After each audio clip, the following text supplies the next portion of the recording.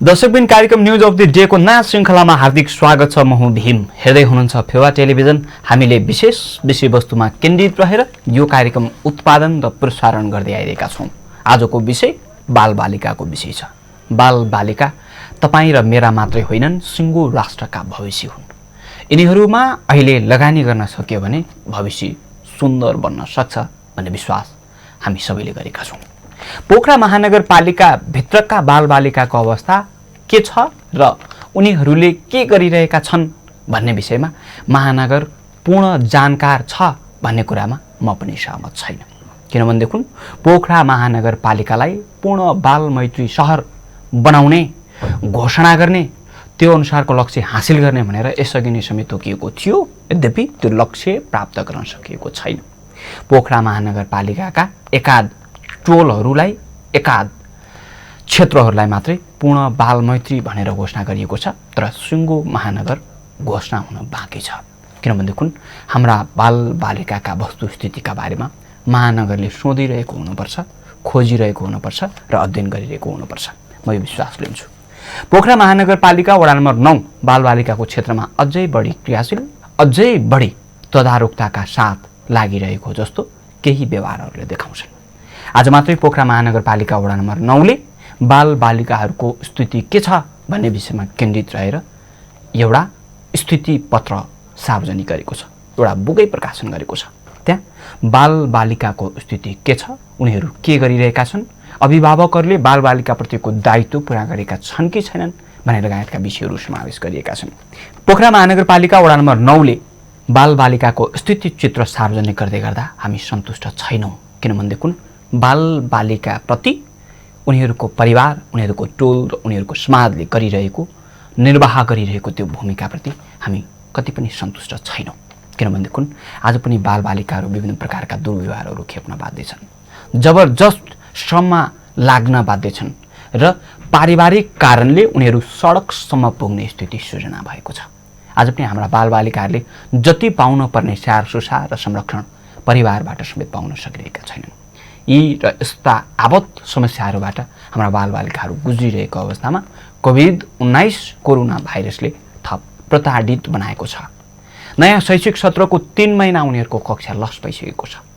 खैर, बालबालिकाहरू बाआमाको काखमा हुनुहुन्छ भन्ने विश्वास त छ, तर सिकिरहेका छन् कि छैनन् भन्ने यो एउटा प्रश्नले हामीलाई सधैँभरि घोचिरहन्छ, झकझकाइरहन्छ। म आग्रह गर्न चाहन्छु, 3 महिना बालबालिकाको पढाइ लस भए पनि, छुटे पनि, उनीहरू 3 महिनासम्म विद्यालय नपुगे पनि परिवारमा त्यो प्रकारका वातावरणहरू सिर्जना गरिनुपर्छ र घरमै सिक्ने र सिकाउने वातावरणमा उनीहरूलाई खेल्ने, खाने र हुर्कने हामीले अवसरहरू दिनुपर्छ।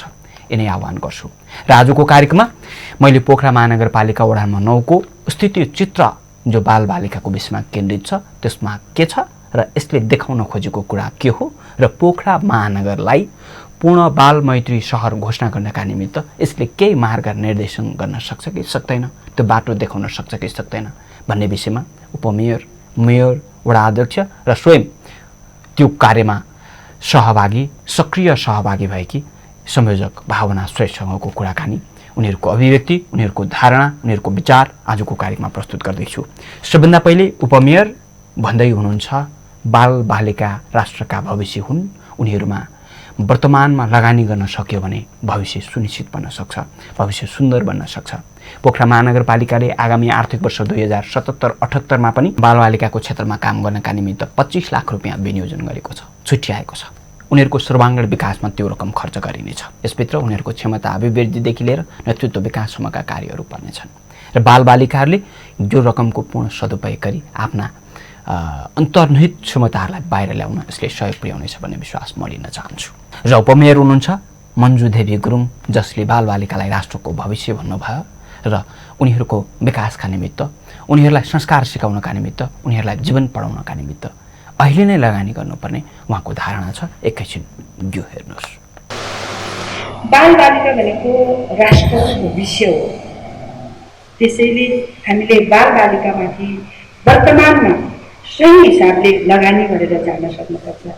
बालबालिकाको समस्या के हो, बालबालिकाको मुद्दालाई सही समयमा हामीले उठान गर्न सकियो भने, तिनका समस्यालाई समाधान गरेर जान सकियो भनेदेखि पक्कै पनि भविष्यमा असल योग्य सक्षम नागरिक तयार हुनेछ। त्यसैले पनि हामी यो विषयमा धेरै चनाखो हुनुपर्छ, धेरै ध्यान दिनुपर्छ, धेरै समय दिनुपर्छ, धेरै लगानी गर्नुपर्छ।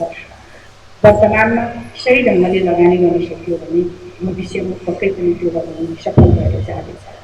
र यो स्थिति पत्र भनेको अहिले हाम्रो कार्यक्रम संयोजक भावनाजीले बताइसक्नु भएको छ। यो वडा नम्बर 9 मा रहेका बालबालिकाहरूको स्थिति के छ, अवस्था के छ, त्यति मात्र होइन, उनीहरूको आमा बाबुको स्थिति के छ भन्ने विषयलाई समेटेर तयार पारिएको हो। त्यसैले पनि पोखरा महानगरपालिकाले पनि पोखरा महानगरपालिकालाई बालमैत्री महानगरपालिका घोषणा गर्ने योजनाहरू अहिले अगाडि सारिरहेको छ र त्यसमा हामीले स्थिति पत्र बालबालिकाको स्थिति पत्र तयार गर्ने विषयमा पनि हामीले रकम छुट्याइसकेको छ। तर यो ओडाले यति पहिलो नम्बरमा फर्स्टमा त्यो स्थिति पत्र 33वटा वडामा पहिलो ओडा बन्ने छ कि यो बालबालिकाको विषयलाई समेटेर स्थिति पत्र तयार पारिसकेको छ। यसैले पनि म फेरि पनि यो ओडालाई धेरै धेरै धन्यवाद दिन चाहन्छु। र यतिखेर के छ भनेदेखि बालबालिकाको विषय भनेको हाम्रो भर्खरै बजेट नीति कार्यक्रम 77-78 को बजेट नीति कार्यक्रम पनि हामीले ल्याइसकेको अवस्था छ। र गएको वर्ष हामीले बालबालिका, महिला, सामाजिक अपाङ्ग, फरक क्षमता भएको ज्येष्ठ नागरिकलाई समेटेर जम्मा 50 लाख छुट्याइएको छ भनेदेखि यसपटक हामीले हुन त यतिखेर पोखरा महानगरपालिकाको राष्ट्र चाहिँ सङ्कुचन भएर आएको छ यो कोभिडको कारणले। फेरि पनि हामीले बालबालिकाको क्षेत्रमा यसपटक 25 लाख रुपियाँ हामीले छुट्याएको छ। पक्कै पनि यसले बालबालिकाहरूलाई चाहिँ को कार्यक्रममा यो स्थिति पत्र बनाउनेदेखि लिएर बालबालिकाको कार्यक्रमहरूले यसले सपोर्ट गर्नेछ।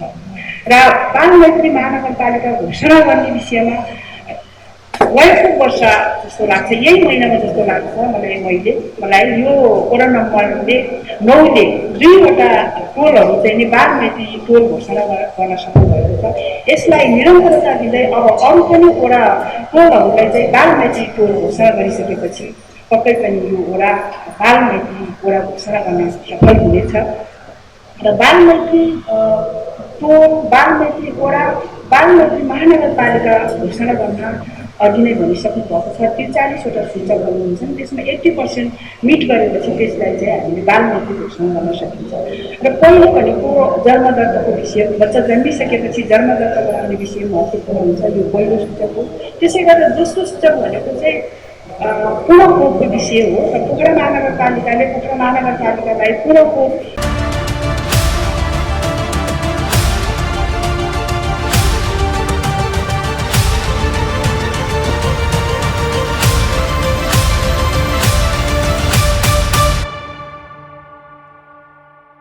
दर्शकबिन फेवा टेलिभिजनमा कार्यक्रम न्युज अफ द डे हेर्दै हुनुहुन्छ। म हुँ भीम र आजको विषय बालबालिकाको विषयमा केन्द्रित छ। खास गरी पोखरा महानगरपालिकाले बालबालिकाको क्षेत्रमा थुप्रै कामहरू गरेको बताए पनि सारमा नतिजाहरू हामीले प्राप्त गर्न सकिरहेका छैनौँ। एकाध बाहेक अहिले पनि पोखराका कैयन सडकहरूमा सडक बालबालिकाहरू देखिन्छन्। उनीहरू पारिवारिक विचलन र पारिवारिक वैमनस्यताका कारण सडकसम्म आइपुगेका कैयन तथ्यहरूले देखाउँछ। पोखरा महानगरभित्रका कैयन क्षेत्रमा अहिले पनि बालबालिकाहरू कठोर परिश्रम गर्न बाध्य छन्। त्यो श्रममा उनीहरूलाई जबरजस्त लगाइएको छ। वर्कसपदेखि लिएर कैयन क्षेत्रमा उनीहरूले अहिले पनि काम गरिरहेका छन्। तर उनीहरूको श्रमको मूल्य उनीहरूले पाए कि पाएनन् भन्ने विषयमा कुनै पनि निकायले अहिलेसम्म खोजी गरिएको छैन। बाल अधिकारका क्षेत्रमा क्रियाशील कैयन सङ्घ संस्थाहरू छन्, तर पनि बालबालिकामाथिको हिंसा, बालबालिकामाथिको दुर्व्यवहार र बालबालिकाको अधिकार कुण्ठित गर्ने खालका ती गतिविधिहरू अहिले पनि रोकिएका छैनन्। पोखरा महानगरपालिकाका प्रमुख मानबहादुर जीसी यसै भन्नुहुन्छ, परिवारले बालबालिकालाई भोलिको भविष्य सिकाउने हो। परिवारले भोलिको असल नागरिक निर्माण गर्न बालबालिकालाई असल संस्कार सिकाउने हो। अहिले पनि हामीले कहीँ कतै हाम्रा बालबालिकाहरूलाई गलत गतिविधिमा प्रोत्साहन त गरिरहेका छैनौँ, कहीँ कतै हाम्रा बालबालिकाहरूलाई कुलततर्फ त धकेलिरहेका छैनौँ, हाम्रा बालबालिकाहरूले कहीँ कतै त्यस्ता प्रकारका गतिविधिहरू त गरिरहेका छैनन्। महानगरका प्रमुख मानबहादुर जीसीको आशंका छ, उहाँको सुझाव पनि छ, बालबालिकालाई यही सुर्ती लिएर आऊ त, चुरुट लिएर आऊ त, पैसाको लोभ देखाएर पैसा दिन्छु भनेर मदिरा लिएर पेय पदार्थ लिएर आऊ त भनेर हामीले काम गरिरहेका छैनौँ। यी गम्भीर विषयहरू हुन्। यी विषय तत्काल सुधार गर्नुपर्ने विषय हुन्। हाम्रा टोल छिमेकमा हामीले यस्ता गतिविधि भइरहेका देख्छौँ। बालबालिकाहरूलाई, भाइ बहिनीहरूलाई यस्ता कामहरू अराएको, काम गर्न बाध्य पारिएको त्यस्ता पनि हामीले देख्छौँ। यदि त्यसो छ भने कृपया आजदेखि बानी व्यवहारलाई सुधारौँ। बालबालिका भोलिका भविष्य हुन् भने उनीहरूलाई असल संस्कार सिकाउनुपर्छ, साँच्चीकै जीवन सिकाउनुपर्छ। एकैछिन मेरो साहबको यो अभिव्यक्ति म तपाईँका सामु प्रस्तुत गर्छु। अन्त्य हुँदैन, न्यूनीकरण गर्दै जाने। त्यसो गर्दा यो स्थिति पत्र साह्रै राम्रो र प्रशंसा योग्य छ। यहाँहरूप्रति जो लाग्नुभयो उहाँहरूप्रति म हार्दिक आभार पनि व्यक्त गर्छु। र अर्को कुरो के भन्दा आफ्ना बालबालिकाहरू नराम्रो होस् भनेर कुन बाउले कुन आमाले भन्ला र त्यो भन्नै सक्दैन। तर पनि उनका आफ्ना खालका समस्याको कारणले नचाहँदै पनि समय नपुग्दै भनौँ न आफ्ना समस्या, आफ्ना अप्ठ्याराहरूको कारणले त्यो स्थितिमा पुगिरहेको हुन्छ जस्तो मलाई लाग्छ। यद्यपि त्यो हुँदाहुँदै पनि हामी, किन भन्दा मैले त दुःख पाएँ, मेरा बालबालिकाहरू राम्रा हुन्, सुख पाउन् भन्ने हो भने त हामीले त्यो दुःखलाई पनि पैदालाई पनि हालेर त्यो व्यवहार देखाउन त पर्ने होला नि त। हामीले भन्ने गर्छौँ नि, गाडी साह्रै घरिघरि ल्यापी चाड्छौँ मेरो बाबु मेरो नानी भनेर। अनि रिस उठ्यो भने भग्लकै जान मुर्दार के हो भन्नु न गाडी। अनि बितल पऱ्यो भने हातले झ्यापझुप हान्ने पनि हाल्ने। अनि त्यसो गर्ने अभिभावकका बालबालिकाहरू भोलि राम्रा हुन्छन् भन्ने ग्यारेन्टी के छ? बिग्रिएको यहीँबाट हो। भोक लाग्यो भने पनि अभिभावक रिसाउने, किनभने बालबालिकाहरूले धेरै मागहरू गर्छ, स्वाभाविक हो। त्यो बेलै त्यस्तै हो। किन भन्दा हामी पनि बालबालिका भरै आएका होला नि त, हामीले बिर्स्यौँ।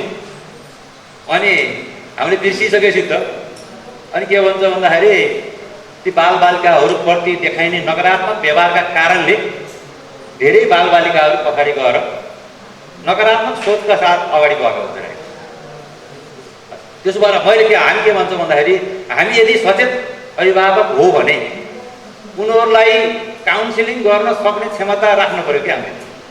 पिटेर र गाली गरेर होइन, मिठो भाषामा फकाएर नि त हुन्छ नि त, हुँदैन।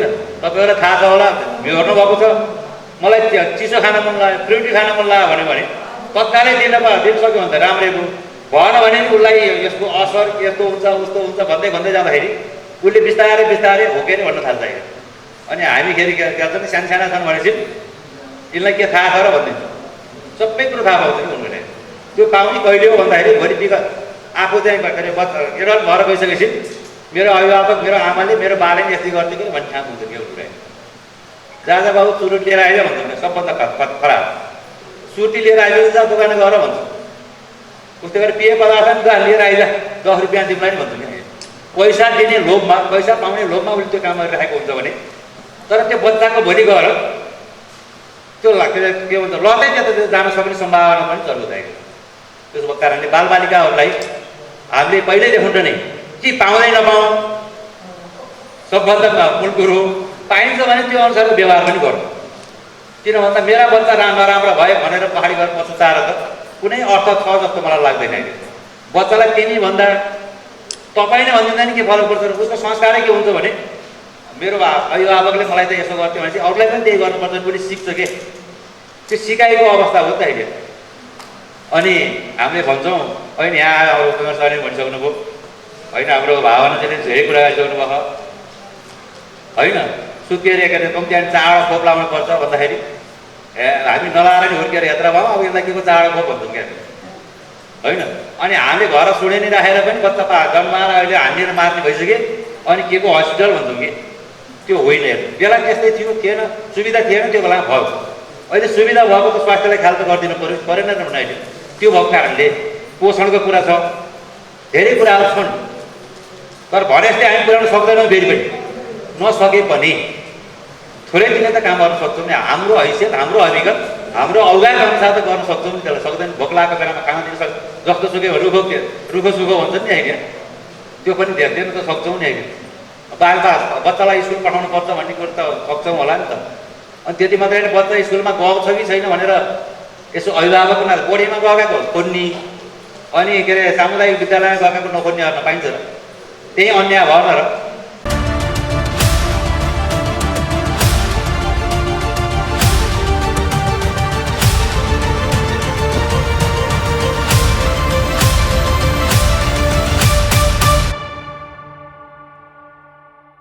दर्शकबिन, मुलुकमा गणतन्त्र स्थापना गरियो, लोकतन्त्र स्थापना गरियो, कैयन लामो राजनैतिक सङ्घर्ष पश्चात मुलुकको राजनैतिक व्यवस्थामा परिवर्तन गरियो। तर पनि राजनैतिक स्थिरतामा अहिले पनि कैयन प्रकारका आशंकाहरू छन्।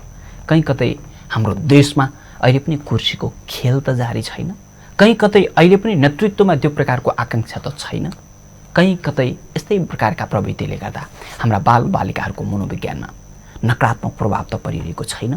यी यस्ता प्रकारका कैयन प्रश्नहरू हाम्रा मनमा छन्। तपाईँ हाम्रा बालबालिकाहरूले संसार देख्न सक्ने क्षमता राख्छन्, संसार बुझ्न सक्ने क्षमता राख्छन् र प्रविधिको विकास सँगसँगै उनीहरू हाम्रो अघिल्लो पुस्ताभन्दा निकै अगाडि फड्को मार्न सक्ने क्षमता राख्छन्। त्यसकारण हाम्रा दैनिक क्रियाकलापहरूले, हाम्रा दैनिक गतिविधिहरूले हाम्रा भोलिका भविष्यहरूलाई के सिकाइरहेको छ भन्ने विषय प्रष्ट हुन सक्छ। त्यसकारण पनि मेरो साहब भन्दै हुनुहुन्छ, परिवारमा भएका बालबच्चाको व्यवस्थापन सबभन्दा पहिलो जिम्मेवारी परिवारका अभिभावकको हुन्छ। उसलाई के सिकाउने, के बनाउने, कस्तो भविष्यतर्फ अगाडि बढाउने भन्ने कुरा परिवारका सदस्यहरूले, परिवारका अग्रजहरूले, परिवारका अभिभावकहरूले नै यो कुरामा सबभन्दा धेरै भूमिका खेल्नुपर्छ भन्ने प्रकारको अभिव्यक्ति उनको छ। हो, हाम्रा बालबच्चाहरूलाई हामीले स्याहार गर्न सकेनौँ भने, उचित सम्हार दिन सकेनौँ भने, उचित संरक्षण गर्न सकेनौँ भने भोलि हाम्रा भविष्यहरू अन्धकार हुन सक्छन्, भोलि हाम्रा भविष्यहरू अझै पछाडि धकेलिन सक्छन्। त्यसकारण यी विषयमा सचेत बनाउँ। मेरो साहब भन्दै हुनुहुन्छ, छोराछोरी नपाउनु, पाएर व्यवस्थापन गर्न सकिँदैन भने नपाउनु नै उपयुक्त भन्ने प्रकारका तर्क छन्। कृपया जो पनि एकैछिन प्रस्तुत गर्छु। अनि छोरा र छोरीमा विभेद गर्दैन भन्ने, छोरालाई पहिले खाना दिने, छोरीलाई पटपट दाइले अथवा भाइले खाँसी खाला भन्ने, अथवा दाइलाई छोरालाई चाहिँ काखा राखेर खुवाउने, फकाइ फुलाइ, छोरीलाई खाए खाए नखाए त्यसै कि मर भन्ने, यो परम्परा त ठिक होला र? त्यही भएन र विभेद, त्यो त गर्न त पाइँदैन। त्यो नगर्दाखेरि पनि समानताको चाहिँ उनीहरू कम्ती अनि हार्दिकता हर्मोनी विकास भएर गएको हुन्छ भन्ने कुरो हुन्छ। हामीले अभिभावक ख्याल गर्नुपर्ने कुरा भन्दै पनि आएछन्, तर भनेर मात्रै हुँदो रहेछ। व्यवहारमा उतार सम्बन्धित अभिभावकहरूले सक्नुभयो भने बल्ल राज्यले लिएका नीति र निर्देशनहरू र राज्यले गर्न खोजेको नागरिक तयार गर्न सकिन्छ भन्ने कुरा चाहिँ हामीले ध्यान दिनुपर्छ।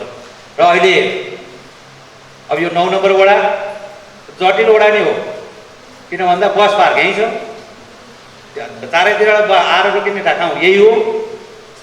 अब अहिले यो गाडीमा को आयो को गयो थाहा हुन्न होइन। अहिले हामी त्यो ल्याडेमा लगेर राखेको एउटा बच्चा छ, बाउ चालक हुनुहुन्छ, पढ्न टाठो हुनुहुन्छ, अब के भनिदियो, अब गाली गरेर। यो लकडाउनको बेला उहाँ हेटौँडा देखाउँदै यहाँ आइदियो, कसरी आयो, कोही हिँडे भन्छ, कोही के गरे भन्छ, यहाँ आएको छ। बाबुआमाले त्यो सम्पर्कमा पनि हुनुहुन्छ, फेरि आऊ बाबु भन्दाखेरि आउनमा भन्नुहुन्छ। उसलाई के पऱ्यो, अब चोट पऱ्यो, बच्चा भनेर चोट पर्दो रहेछ भन्ने त हुँदो रहेछ नि, तर पढ्न पनि टाढो छ। स्कुलमा 5 क्लासमा फर्स्टै भएको रहेछ कि सामुदायिक विद्यालयमा फर्स्टै भएको भने त्यो राम्रै त हो त त्यो त होइन। अब यहाँ अहिले हाम्रा बच्चाहरू के देखिन्छन् भन्दा कोही आमाले छोडेर हिँडेका, आमाले छोडेर हिँड्छ, बाउले अर्को ल्याएको, अनि त्यो सौतेनी आमा भन्छन् नि, सौतेनी आमाले अहिले व्यवहार त्यति राम्रो नगरेको, यस्ता खालका अभिभावक गलत भएको कारणले सडकमा आउन बाध्य भएका हुँदा रहेछन् भन्ने कुरो देखियो होइन। त्यसो भएको हामीले के भन्छ, हाम्रा बालबालिकाहरूलाई साना छन्, यिनले बुझ्दैनन्, यिनलाई जे गरे नै हुन्छ, यिनको अगाडि जे गरे नै हुन्छ, यी आफैले पाएका हुन् भनेर चाहिँ त्यो हुँदो रहेनछ भन्ने कुरो होइन। त्यसो भएर हामीलाई के भन्दाखेरि यो स्थितिपत्रले यो ठाउँमा अलिकति मेहनत गर्नुपर्ने छ, अप्ठ्यारो छ। तर हामी यतिका मान्छेहरू समुदाय सबै लाग्ने हो भने हामी गर्न सक्छौँ भन्ने ठाउँमा पुर्याउन सकिन्छ। किन भन्दा सबैले माया गरौँ न, कसको हो भन्ने कुरो होइन। जसलाई देखे पनि दुःख पाएको रहेछ, अप्ठ्यारोमा परेको रहेछ भने मेरो पनि बच्चा त्यस्तै हुनसक्छ भोलि, अथवा मेरो बच्चा सरै हो मेरा नानी बाबु होला हामीले धेरै ठुलो सहयोग गर्दैनौँ तर सूचना दिएर कम्ती ल यस्तो रहेछ भन्न त सक्छौँ होला नि त त्यो गरिदियो भने पनि धेरै सुधारहरू आउँछ र अहिले हिजोभन्दा अहिले आवश्यकता धेरै बालबालिकाहरूका आवश्यकताहरू धेरै बढ्दै गएका छन् आकाङ्क्षाहरू पनि धेरै बढ्दै गएका छन् होइन होइन यहाँ भनियो अब बालबालिका आफ्नो गर्भमा रहँदादेखि लिएर त्यसलाई कम्ती अनि 22-23 वर्षसम्म उसलाई शिक्षा दीक्षा दिने बेलासम्म आफ्नो हैसियत र अवगात अनुसार अवगातै नभएर त पनि ठुल्ठुलो कुराहरू पनि कुनै अर्थ रहँदैन होइन ठुल्ठुलो अवगात भएकाहरूलाई हेरेर पनि हामी निराशा हुनुपर्ने जरुरत छैन हाम्रो हैसियत र अवगात अनुसारले उनीहरूलाई चाहिँ स्याहार संरक्षण र सम्वर्धन गरौँ त्यो नै सबभन्दा महत्त्वपूर्ण कुरो हुन्छ भन्ने मलाई लाग्छ र अहिले त साथै भन्ने भने सबभन्दा पीडित आज असार 22 गइसक्यो 3 महिना स्कुलमा जाने बच्चाहरू 3 महिना चैत त छोडिदिनुहोस् 3 महिना आज नयाँ क्लासमा गएर पढ्ने 3 महिना चाहिँ रोकिसक्यो 3 महिना रोकिँदाखेरि ती बालबालिकाहरूको दिमागमा पर्यो होला के अब ती बालबालिकाले भोलि रिजल्ट राम्रो ल्याएनन् भनेर कसलाई गाली गर्ने हो 3 महिना चाहिँ त्यसै बस्नु भनेको कस्तो हालत हुन्छ हामी त 2 दिन कोठाभित्रै बसिराख्यो भने कस्तो हुन्छ भने त्यो 3 महिना भइसक्यो अब 4 महिना हुँदैन भन्ने ग्यारेन्टी केही पनि छैन यो खालले चाहिँ अब अहिलेको पिँढी यति पीडित भएर गइरहेको छ र यति के अरे परिणाम चाहिँ कस्तो होला भन्ने कल्पना गर्न सकिँदैन अब यहाँहरूका पनि होला नि बच्चाहरू घरमा भने कोही बोर्डिङ पढ्ने होलान् कोही सामुदायिकमा पढ्ने होलान् तपाईँहरूले प्रत्यक्ष देखिराख्नुहोस् भोगिराख्नुहोस् होइन अब कसैलाई चाहिँ मोबाइल दिएर त्यो गएर बुझा होला कसैलाई टिभी हेरेर त्यो के अरे ल्यापटप ल्याउन सक्ने ल्यापटप चलाएर बस्छ बाबु भने होला अब कति मान्छे के अरे बच्चाहरू कति बसिराख्ने भने बाहिर कति खराब कुलतमा पनि फँसेका होलान् अनि यस्तो यो स्थितिमा अहिले यो कोभिड-19ले पुर्याएको छ सबभन्दा ठुलो मार मलाई भन्नुहुन्छ भने अरू व्यवसाय पनि भोलि सहज बन्दै गएपछि अलिकति मेहनत गरौँला फर्काउँला भन्ने हुँदैन अब यी बालबालिकाहरूको सोचाइमा परिवर्तन भयो भने त्यो फर्काउन तपाईँ जतिसुकै पैसा रकम खर्च गरे पनि सक्नुहुन्न सकिँदैन हामीले यो ठाउँमा हामी पुगेका छौँ अहिले सबभन्दा चिन्ताको विषय त्यो छ अहिले यहाँ भन्नु त भन्छन् कोभिड-19 के अरे कोरोनाको चाहिँ अस्पताल चाहियो अब कोरोनाको हस्पिटल होइन के अरे साइकेट्रिकको हस्पिटल बनाउनु पर्ने भइसकेको छ धेरै मान्छेमा के अरे मनोवैज्ञानिक विचलन आइसकेको छ व्यवसाय गर्नेहरू नफरत छन् लगानीकर्ताहरू नफरत छन् अब आत्महत्याहरूको कुराहरू हामीले सुनिरहेका छौँ के गर्ने सकिएन अब चाहिँ ब्याङ्कले पनि ताकेतावारी गरेको छ साउले पनि ताकेतावारी गरेको छ कारोबार छैन होइन होइन अब के गर्ने भनेदेखि अब यो जिन्दगीमा बाँच्नुभन्दा जानु ठिक भनेर मान्छेले चाहिँ आत्महत्या गर्ने प्रयत्न गरिरहेका छन् अब यो साँच्चै भन्यो भने हाम्रै बिहा हामी यतिका मान्छेहरूको बिचमा पनि हामी यति कुरा सुनिरहेका छौँ खुसी नि भएका छौँ राम्रो त चिठी पनि परेका छौँ तर तपाईँको मनमा धेरै कुराहरू खेलिरहेको छ जति कुरा आए पनि अब के गर्ने होला अब के होला होइन होइन भन्ने खालले चाहिँ हाम्रो कुराहरू खेलिरहेको छन् अहिले अब यसलाई हाम्रो सबभन्दा ठुलो कुरो भनेको आत्मबल परिस्थिति यो हाम्रो देशमा मात्रै होइन विश्व नै यस्तो भइरहेको बेलामा हामी पनि आफ्नोलाई चाहिँ मनलाई सम्हाल्ने हुन्छ नि एक खालको मनलाई सम्हालेर जानुभन्दा अर्को विकल्प छैन र अर्को कुरो म के भनौँ भन्दाखेरि यो भाइरस के अरे कोरोना भन्नेसँग साह्रै डराइ राख्नुपर्ने हो जस्तो मलाई लाग्दैन यसले 2-3वटा कुरा गर्यो भने हामी सुरक्षित हुन्छौँ यसलाई अहिले राज्यले नै स्वास्थ्यले नै भनेको नि त धेरै भिडभाड नगर धेरै घुलमिल नगर सामाजिक दूरी कायम गर स्वास्थ्य र सरसफाइमा ख्याल गर यति कुरा गर्दाखेरि हामी बाँच्न सकेर हामीलाई त्यो भाइरलबाट बचाउन सकिन्छ अहिले र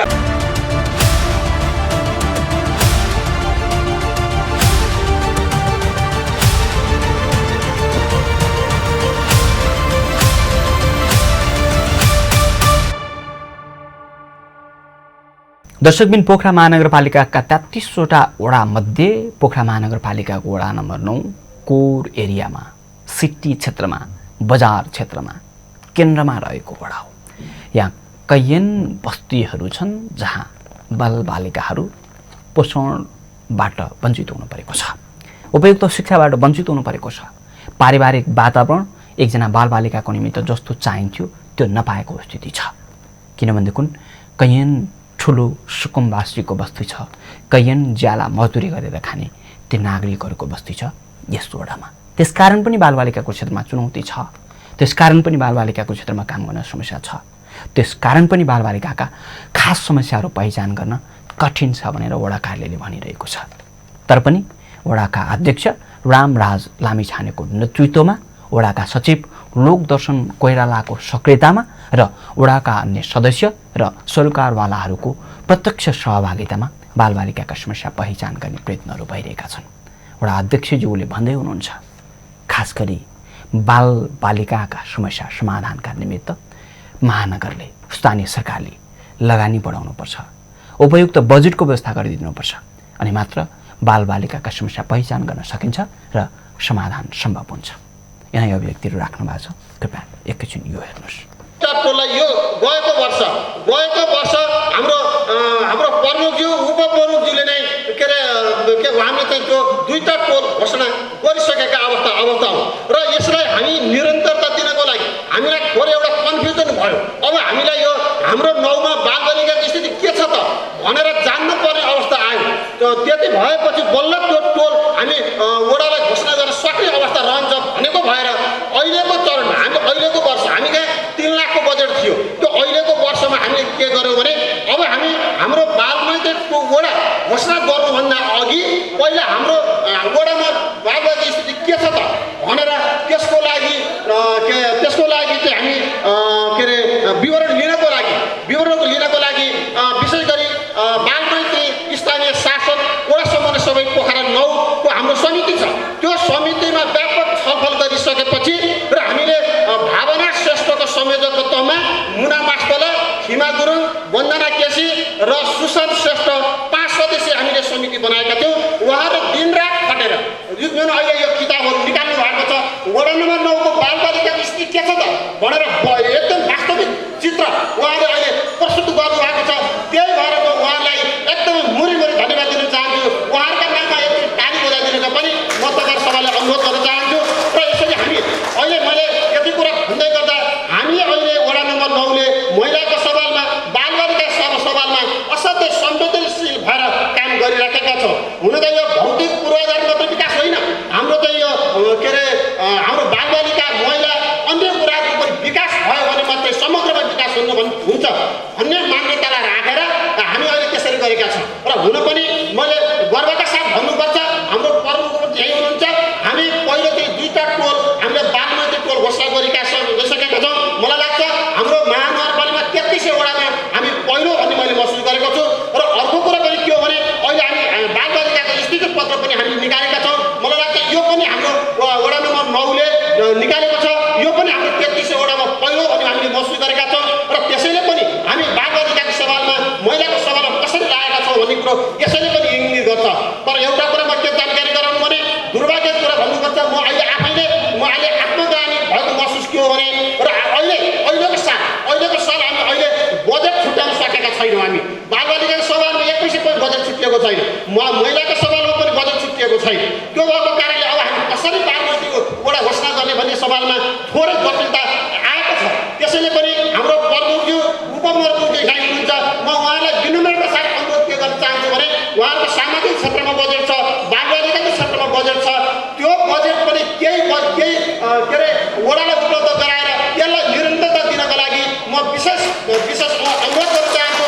किन भन्दाखेरि पोखरा महानगरपालिका यो 9 नम्बर वडा यो मुटुमा रहेको वडा र त्यसले गर्दा यसलाई हामीले बालमती वडा घोषणा गर्न सक्यौँ भने मलाई लाग्छ महानगरपालिकालाई अर्को एउटा महत्त्वपूर्ण काम हुनेछ। किनकि हामीले यसलाई बालमती वडा घोषणा गर्न सक्यौँ भने मलाई लाग्छ अर्को 33 वडामा पनि यसले समग्र म्यासेज जानेछ। अर्को चाहिँ के अरे अरू 33 वडालाई पनि घोषणा गर्न मद्दत पुग्नेछ। र यति गर्न सक्यो भने मलाई लाग्छ हाम्रो महानगरपालिकालाई पनि बालमती महानगरपालिका घोषणा गर्न यसले मद्दत पुर्याउँछ। त्यो भएको कारणले गर्दा पनि केही कुरालाई मनन गरिदिन पनि म हाम्रो प्रमुख उपप्रमुखलाई विशेष अनुरोध गर्न चाहन्छु। र यसरी हामी गर्न सक्यो भने मलाई लाग्छ हामी यसलाई चाहिँ बालबालिकाको सवालमा हुनु पनि बालबालिका भनेका भविष्यका कर्णधार हुन् र तिनीहरू नै राम्रो भइदियो भने देश राम्रो बन्छ, हाम्रो समाज राम्रो बन्छ। त्यसैले यसमा लगानी गर्नु भनेको हामीलाई चाहिँ धेरै उपलब्धि हो भन्ने मैले ठानेको छु।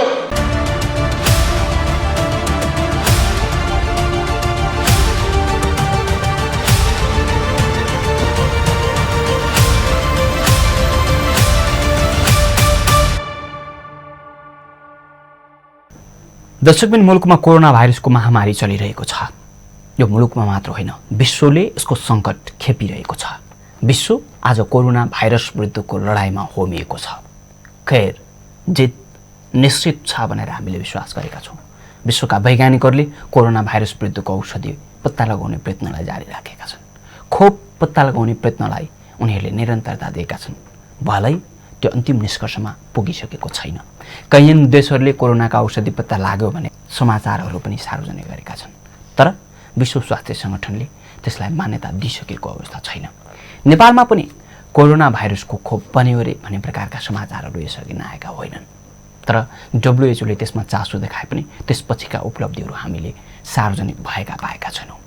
म कामना गर्छु, म आशा लिन्छु, म विश्वास व्यक्त गर्छु, हामी कोरोना भाइरस विरुद्धको औषधि पत्ता लगाउने कार्यमा, कोरोना भाइरस विरुद्धको खोप पत्ता लगाउने कार्यमा यो सिङ्गो मानव समुदायलाई सफलता प्राप्त हुनेछ र यस्ता प्रकारका कैयन महामारी खेपेको विश्वले कोरोना भाइरसलाई पनि सजिलै जितेर अगाडि बढ्न सक्नेछ। हामीले 5 लाखभन्दा धेरै मानिसहरू गुमाइसकेका छौँ। 1 करोडभन्दा धेरै मानिसहरू सङ्क्रमित भइसकेका छन् कोरोना भाइरसका कारण। नेपालमा पनि यसबाट मृत्यु हुनेको सङ्ख्या 30 काटिसकेको छ र 15,000 भन्दा धेरै नागरिकहरू सङ्क्रमित बनेका छन्। गण्डकी प्रदेशमा 1,000 भन्दा धेरै नागरिकहरू कोरोना भाइरसबाट सङ्क्रमित भएका छन्। त्यसकारण हामी सबै सजग र सचेत हुनुपर्छ। यो विषम परिस्थितिमा बालबालिकाहरू थप जोखिममा छन्, बालबालिकाहरू थप सङ्कटमा छन्, बालबालिकाहरू थप अप्ठ्यारोमा छन्। कोरोना भाइरसका कारण आज कैयन बालबालिकाहरू सङ्क्रमित हुनु परेको छ। ती बालबालिकाको स्याहार सुसारमा रहेका अभिभावकहरू सङ्क्रमित हुनु परेको छ। यो हामी सबैका निमित्त चिन्ताको विषय हो। पोखरा महानगरपालिका वडा नम्बर 9ले बालबालिकाको यथार्थ स्थिति खोज्दै, पहिचान गर्दै त्यसको समाधानका निमित्त थप अगाडि बढ्ने सङ्कल्प गरेको छ। यो सकारात्मक कुरा हो। यसले नतिजा दिनेछ र सिङ्गो महानगरलाई यसको पाठ सिकाउनेछ भन्ने विश्वास म लिन चाहन्छु। भावना श्रेष्ठ सामाजिक परिचालक जसले यस कार्यको संयोजकत्व गरिन्, यस कार्यको नेतृत्व गरिन् र यस कार्यमा निरन्तर क्रियाशील रहिन्। उनी अझै भन्दै छिन्, समाजमा बालबालिकाको अवस्था अझै गम्भीर छ, समाजमा बालबालिकाको स्थिति अझै चिन्ताजनक छ, समाजमा बालबालिकाहरू अझै पनि उपेक्षित छन् र उनीहरूले कुनै न कुनै प्रकारको हिंसा झेलिरहनु परेको छ, कुनै न कुनै प्रकारको दुर्व्यवहार भोगिरहनु परेको छ र कुनै न कुनै प्रकारको कठिन श्रम उनीहरूले गर्न परिरहेको छ भन्ने प्रकारका तर्कहरू उनको छ। एकैछिन म भावना श्रेष्ठसँगको यो छोटो कुराकानी पनि प्रस्तुत गर्छु। उनीहरूलाई सुहाउँदो व्यवहार, उनीहरूलाई हामीले राम्रो दिने वातावरण सृजना गऱ्यौँ भने हामीले बालमैत्री बनाउन सक्छौँ र अभिभावकले मात्र बालमैत्री घोषणा गरे पनि हुँदैन। केही यति आधारहरू छन् जो चाहिँ साँच्चै नै सरकारी निकायबाट संवेदनशील भएर राज्यले नै यो विषयमा चाहिँ संवेदनशील बनेको खण्डमा मात्रै वडालाई बालमैत्री बनाउन सक्छ र हामी यस प्रक्रियामा गरे के सकिँदैन र भन्ने कुरा रहेको छ। जसले गर्दाखेरि हामी पोखराले पहिलोपटक 2टा टोललाई बालमैत्री टोल पनि घोषणा गरिसकेको छ। यो वडा नम्बर 9 नै बन्न सफल भएको छ भने आज यो बालबालिकाको स्थितिपत्र पोखरा महानगरका 33 वडामा वडा नम्बर 9ले पहिलोपटक यो कार्यक्रम गरिरहँदाखेरि हामी अब गर्न सक्छौँ है। हामी यो अवस्थामा छौँ, अब 2-4 वटा समस्या भएका क्षेत्रमा हामी काम गऱ्यौँ भने चाहिँ बालमैत्री घोषणा गर्न सक्छौँ। घोषणा ठुलो कुरा होइन, कार्यान्वयन एकदम महत्त्वपूर्ण पाटो बन्छ। त्यसले गर्दाखेरि कार्यान्वयनको पाटोमा भोलिका दिनमा पनि बालबालिकालाई कसरी चाहिँ बालमैत्री सुहाउँदो व्यवहार दिने भन्ने कुरामा हामी प्रतिबद्ध छौँ। बालबालिकालाई जबरजस्त श्रममा पनि लगाइएको छ। एकदमै तपाईको जबरजस्ती श्रमको कुरा गर्नुहुन्छ। अहिले हामी यो सर्वे भनेको स्थायी रूपले बसोबास गर्ने बालबालिकाहरू जो चाहिँ एउटा श्रममा देखिँदैन, जो स्थायी रूपले बाहिर जिल्लाबाट अन्य जिल्लाबाट चाहिँ बालबालिकाहरू आएछ। उनीहरू आफ्नो खुसीले पनि आएका छन् केही बालबालिका, तर धेरै जस्तो सडक बालबालिका र श्रमिकको बालबालिकाको कुरा गर्दा सडक बालबालिकाहरू अलिकति साथीको सङ्गतले चाहिँ सडकमा आएको देखिन्छ भने श्रमिक बालबालिका भनेको आफ्नो उसको छुट्टै वेदना, छुट्टै उसले पीडा, छुट्टै उसले शोषणहरू खेपिरहेको छ। जसले गर्दा उनीहरू के गर्ने त भन्दाखेरि अलिकति लैलैमा लाउने सडकमा आउने, अब मैले जिन्दगीमा केही गर्नुपर्छ, दुःख गर्नुपर्छ अथवा मेरो भाग्य नै यही रहेछ, मेरो कोही छैन भन्ने बालबालिकाहरू चाहिँ श्रममा पर्न बाध्य भएका छन्। उनीहरू कुनै रहरले होइन, उनीहरूको आफ्नै बाध्यताका कारणले अथवा कयौँ अभिभावकको जबरजस्तीका कारणले चाहिँ बालबालिकाहरू श्रममा आउन। कस्तो कस्तो प्रकृतिको काममा छन् उनीहरू? श्रमको क्षेत्रमा अहिले हामी कुरा गर्दा हामीले यो तथ्याङ्कमा चाहिँ 9वटा श्रमको क्षेत्रमा रहेको देखिन्छ, जस्तै घरेलु श्रमिक, मनोरञ्जनको क्षेत्र, बालुवा खानी होइन, त्यसै गरी मनोरञ्जन क्षेत्र, त्यसपछि यो के भन्छ डोरी साँझहरू, यस्तो लगायतका होटल रेस्टुरेन्टहरू, कल कारखानाहरू, वर्कसपहरू, यस्तो क्षेत्रमा चाहिँ बालबालिकाहरू श्रममा रहेको। उनीहरूले त्यो श्रमको मूल्य पनि पाछन् कि छैन? पक्कै पाएका छैनन्, किनभने बालबालिकालाई किन श्रममा लाउँछन् भन्दा सस्तो, सहज, सरल। किनभने ठुलो मान्छेलाई काम लाउँदा त्यही कामको उचित पारिश्रमिक दिनुपर्छ, तर जब बालबालिकालाई लगाइन्छ उचित पारिश्रमिकको कुनै अर्थ रहँदैन, बालबालिकाले बोल्न सक्दैनन्, बालबालिकाको बोलिदिने को भन्ने विषय रहन्छ, जसले गर्दाखेरि सस्तो, सजिलो र सहज रूपले भएका कारणले गर्दा बालबालिकाहरूलाई श्रममा लगाइएको हामी पाएका छौँ। ल, धेरै धेरै धन्यवाद छ। हस्, थ्याङ्क यू।